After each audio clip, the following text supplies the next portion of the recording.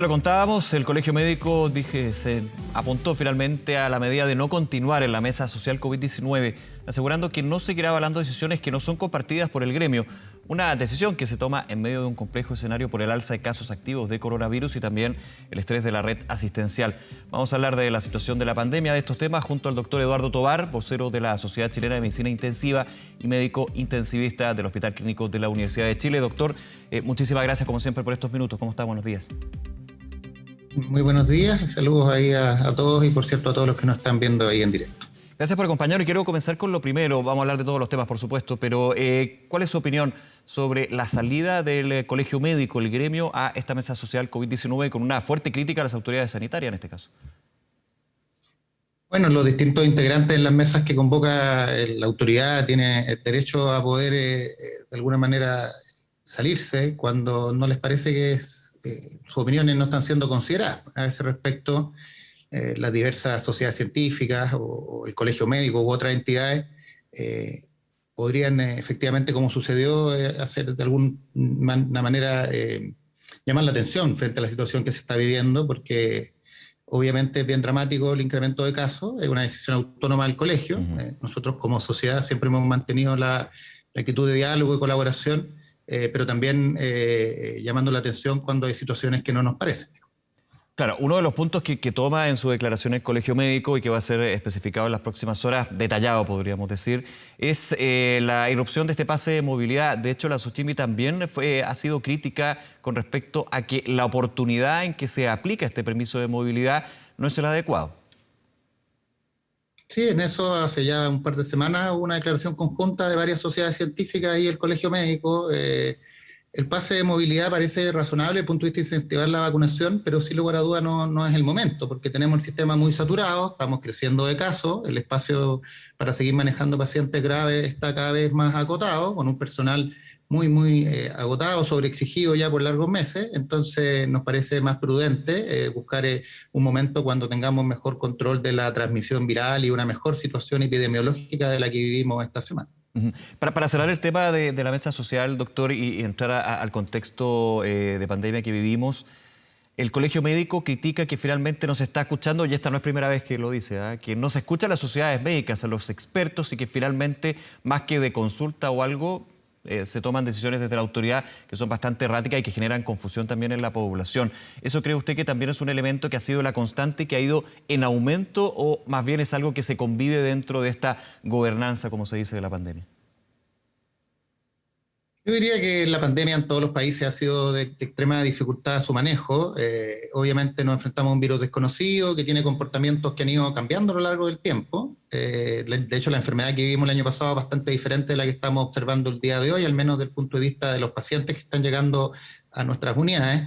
Y en ese respecto, yo creo que tener una postura más flexible, más amplia, incorporando la opinión de sociedades científicas, pero también de expertos de diferentes fuentes, le da más riqueza y más validez a esto. Y en eso el gobierno ha tenido aciertos y también ha tenido desaciertos.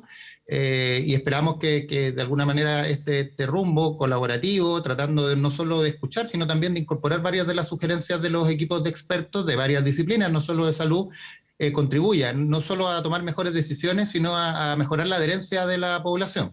Obviamente, si los distintos grupos de expertos no logramos llegar de alguna manera a una opinión común, para la población es más difícil entender el mensaje y más fácil, de alguna manera, bajar la adherencia a las medidas recomendadas.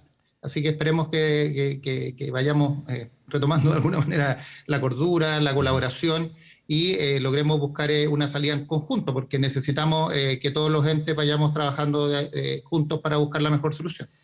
Doctor Tovar, quiero tomar un punto que usted mencionaba para aterrizar el contexto que se vive actualmente con el alto número de casos, con el estrés que vive la red asistencial, especialmente lo que tiene que ver con su área. Y haciendo un poco la comparación con los peores meses del año pasado, que es nuestra referencia más próxima, digamos, en esta pandemia. ¿Hay diferencias, hay similitudes? ¿Cómo podemos situarnos entre lo que sucedió el año pasado y lo que se está viviendo actualmente y lo que podría suceder en las próximas semanas? Hay semejanza, diríamos que el patrón general de la enfermedad, con una falla respiratoria grave que requiere ventilación mecánica a veces por varias semanas, lamentablemente en general se mantiene, pero el grupo etario es muy diferente. Lo que predominó el año pasado eran adultos sobre 60 años, entre 60, 70, hasta 80 años.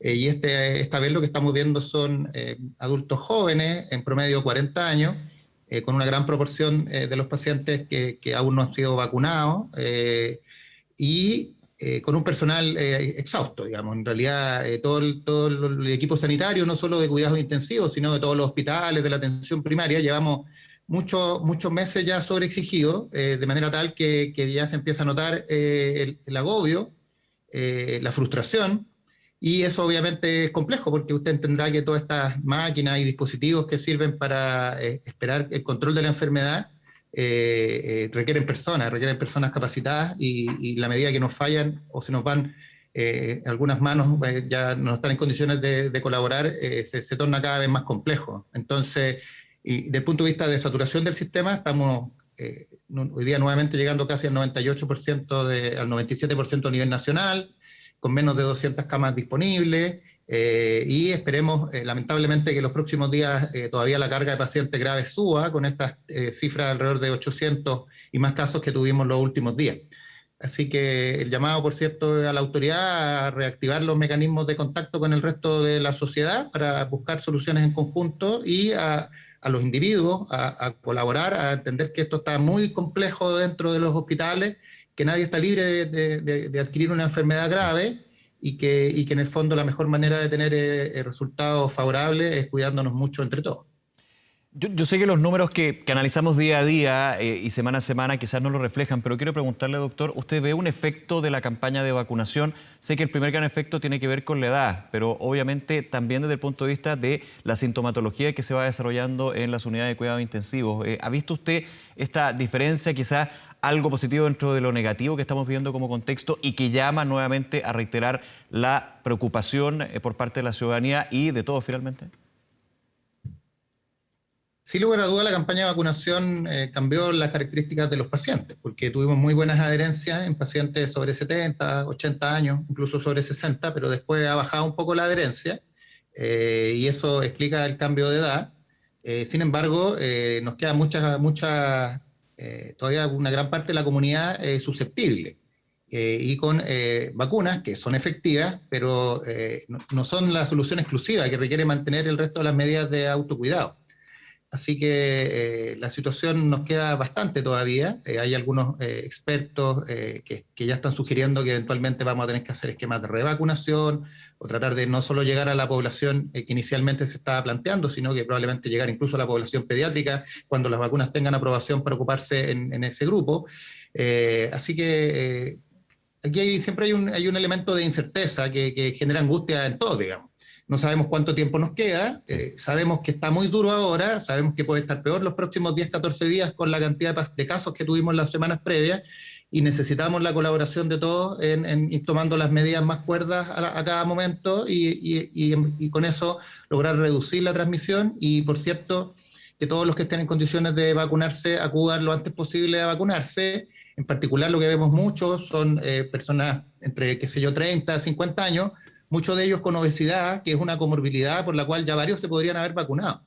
Así que todos los que tengan índice de masa corporal sobre 30, por favor acudan pronto a completar sus esquemas de vacunación, porque es un grupo que está llegando frecuentemente a nuestras unidades, que tiene más riesgo de hacer enfermedades graves, y que son por lo demás los pacientes con obesidad y obesidad mórbida más complejos desde el punto de vista del manejo en el ventilador. Claro, y eso es muy importante porque son comorbilidades, como usted dice, que se van desgraciadamente repitiendo en los casos más graves que ingresan a las unidades de cuidado intensivo. Entonces hay una constante con respecto a cuáles son los antecedentes previos del paciente y que terminan con situaciones bien complejas. Sí, y por cierto, existen algunos casos graves en los pacientes que se vacunan, pero son inusuales. El ministro informó el otro día que a nivel nacional era el 86% de los que estaban en UCI eran pacientes no vacunados. Y lo que vemos en la vida real, recién está en una entrega a turno, es que cuando nos está llegando, la gran mayoría de los pacientes son casos no vacunados, y que los pocos que hay vacunados en general tienen otras enfermedades asociadas graves.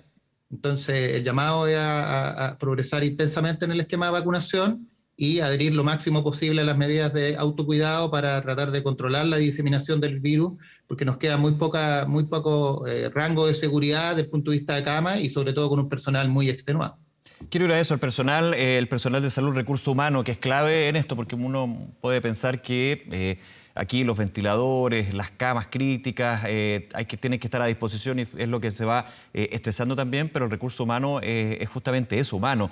Y hemos hablado muchísimas veces, doctor, de la situación del personal de salud, no solamente los de la denominada primera línea, sino todo el ecosistema que finalmente va funcionando en la red asistencial, con licencias justamente porque no se ha parado, para qué decir en las vacaciones, muchos no se pudieron tomar vacaciones, y eso cuando nuevamente vemos estas olas o distintos conceptos que se pueden utilizar, es muy complejo, y me imagino que también la frustración de que está el tema de aquellos que, el 85% que generan esta sintomatología más grave, no se vacunan. ¿Cómo también se va manejando eso, especialmente cuando pasa uno de turno a turno, si es que puede pasar de turno a turno? Es duro, pues es duro lo que se vive adentro. Uno ve las caras, los comentarios de nuestras personas, de qué sé yo, los equipos de enfermería, los kinesiólogos. Como tú decías, un ecosistema que depende del capital humano, como siempre. Las tareas complejas no solo son tecnologías, sino que el factor crítico aquí son las personas.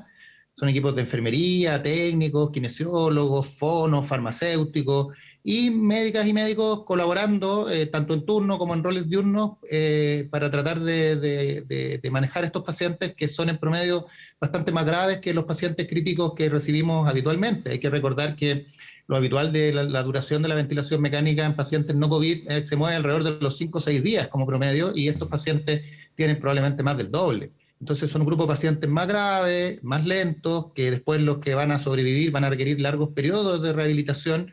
Entonces es una sobrecarga para todo el sistema en todos los puntos, y eso, por cierto, tiene a nuestro personal agobiado, exhausto, varios con síntomas de salud mental, mucha gente fuera con licencia, y con esta sensación que es la misma que vive la gente en sus casas, digamos, que no sabemos cuándo esto va a acabar, digamos. Entonces sabemos que la probabilidad que se controle es con una comunidad que nos ayude cada vez más y con mucho más proporción de la población vacunada lo antes posible, que en realidad podemos hacer lo que dicen los expertos, seguir las medidas de autocuidado y vacunarnos en cuanto podamos. Entonces, con eso obviamente nos ayudamos individualmente, pero también nos ayudamos colectivamente, que tal vez como sociedad nos falta más tener esa mirada más comunitaria que tan individual. Uh-huh. Doctor, eso por parte del recurso humano, y quiero ir un segundito al recurso técnico, a raíz también de una nota que publica hoy La Tercera con respecto a una donación en su minuto al inicio de la pandemia que hizo la CPC, el sector empresarial, el sector privado, sobre ventiladores, cuando en algún minuto el exministro de Salud, Jaime Mañalich, hablaba de la guerra de los ventiladores, que efectivamente se daba así cuando estaba la situación en Europa y también en Estados Unidos. Esta nota de La Tercera apunta a que de 515 ventiladores donados en su minuto, solo 32 están operativos, y uno entra a ver el detalle de la información que contiene esta nota y apunta a que se trajeron ventiladores que en su minuto funcionaban como emergencia, pero luego tenían problemas de batería o desde el aspecto técnico no tenían un soporte aquí en Chile. Usted, de su experiencia, ¿cómo ha visto la situación de los ventiladores? Porque en algún minuto se explica que era por la urgencia, pero que luego se tenía que, de alguna manera, usar estos ventiladores para una medida de transición y pasar luego a otro tipo de apoyo técnico. En condiciones normales, cuando una unidad de cuidado intensivo decide, no sé, comprar nuevos ventiladores mecánicos porque ya está llegando la fecha de caducidad de los previos o se abre una unidad nueva, es un proceso que no es largo, no es muy simple. O sea, obviamente requiere una licitación, requiere ver los oferentes, y parte crítica de los oferentes del mercado es que uno tenga soporte técnico y que si a un ventilador le pasa algo, venga alguien de la empresa a hacer la supervisión, en el fondo validar que el equipo esté funcionando bien y hacer las reparaciones que correspondan. Obviamente en la crisis pandémica parte de la solución fue salir a buscar ventiladores en el mercado, pero todos los proveedores tradicionales de ventiladores mecánicos no estaban disponibles. En el fondo, claro, te decían, ¿sabes qué? Yo te lo puedo vender, pero no sé cuándo te lo voy a llevar, tal vez en un año, digamos. Entonces, y en ese contexto los privados se agruparon, generaron un fondo y fueron a buscar ventiladores al único mercado donde había, que era el mercado chino. Y ahí de alguna manera finalmente fueron comprando varios de estos. en varias unidades lo hemos ocupado. De hecho, nosotros tenemos ocupando el día de hoy algunos de los ventiladores que están mencionados dentro de los que están operativos, pero sin lugar a duda, cuando bajó la primera ola, varios de estos ventiladores han sido evaluados y certificados, y hay algunos que presentan problemas, y hay otros que presentan también los temas derivados de la falta de soporte técnico, digamos, que es un problema no menor para equipos de alta complejidad. Entonces, yo creo que hay que entenderlo como un intento de solución y de colaboración en la emergencia, pero que obviamente ya cuando estamos en condiciones estándar, hay que tratar de volver a las normas y cuidados estándar, digamos. Entonces, claro. Afortunadamente, yo diría que también en paralelo a ello se desarrollaron algunos esfuerzos nacionales por lograr diseñar y generar equipos de ventilación mecánica, algunos de los cuales también están operativos, y que de hecho me tocó representar a la sociedad en ese proceso, donde también colaboraron los privados, y varios de los equipos que se fueron diseñando y generando a nivel nacional resultaron superar mejor los estándares de algunos de estos que se compraban, digamos. Entonces, esto también como llamado a que a veces generando los recursos y los incentivos adecuados para generar la industria nacional, somos capaces de generar productos que logren competir de buena forma con los referentes internacionales. Podríamos decir, doctor, entendiendo el contexto que nos da a esta hora, de que esta compra en particular, que nos vamos a concentrar en esto, pero también lo podríamos ir ampliando a otras compras de insumos, en este caso ventiladores, para la emergencia inicial fue una buena propuesta, pero que obviamente en el transcurso del tiempo fue aterrizándose a la realidad con respecto a cuáles se podían usar y cuáles no. Yo recuerdo también, nos tocó hablar con la Xochimilco varias veces sobre cuando se empezó a usar máquinas de anestesia, también como ventiladores, que no suplían lo que era un ventilador propiamente tal, pero de todas maneras para el estrés y la necesidad técnica que se necesitaba, fue una ayuda en digamos, transición cuando llegan más pacientes y cuando obviamente se va teniendo menos recurso técnico en ese sentido. Claro, son soluciones que aplican para la contingencia y la emergencia sanitaria. O sea, lo que se han generado ventiladores nacionales de emergencia con ciertos criterios que en el fondo cumplen criterios mínimos para apoyar la emergencia. Se fueron a comprar dispositivos al extranjero que en condiciones normales no operan a nivel nacional y que tenemos problemas del soporte técnico acá. Y también se ocupó bastante masivamente máquinas de anestesia como soporte ventilatorio sin ser lo que hacemos habitualmente. Eso, por cierto, todas son pequeñas contribuciones, pero en la medida que esto, que esperemos lo antes posible, logremos ir bajando la cantidad de casos, lo normal es que todos los pacientes en ventilación mecánica en cuidados intensivos estén con un ventilador mecánico estándar. Doctor Eduardo Tovar, como siempre, muchísimas gracias por su tiempo, por su disposición, y estamos atentos también y para ir conversando más adelante sobre esta crisis. Que esté muy bien. Ya, pues muchas gracias y muy buenos días, y a cuidarse todos. Sí, pues de todas maneras. Un abrazo, gracias.